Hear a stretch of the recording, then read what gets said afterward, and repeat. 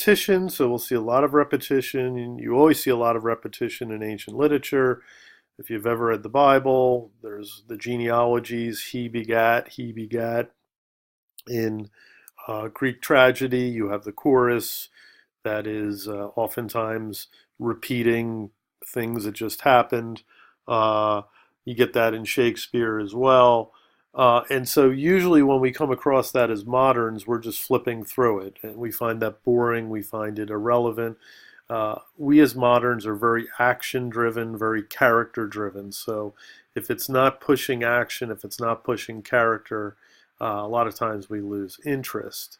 But we do have this repetitious effect in our own culture, again, largely through music, film uh,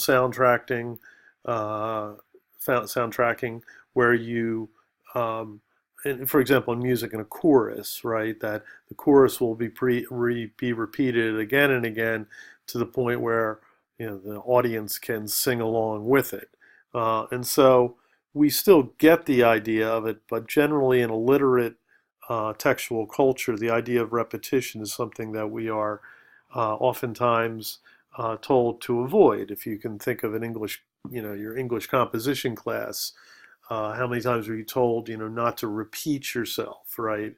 Um, but for the ancient mind, for oral culture, repetition is absolutely essential.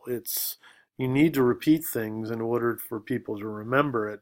And the idea of repetition is also an idea of circularity, which is also more important to uh, ancient culture and this type of culture that we're looking at in Gilgamesh.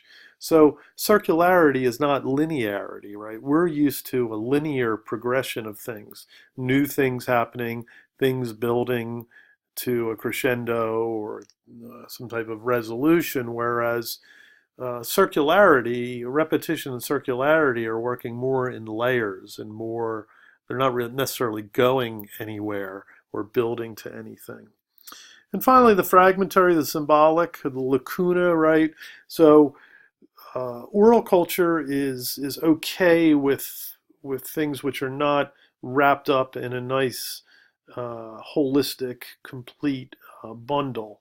Uh, it operates a lot better with fragments and ruins than we moderns do.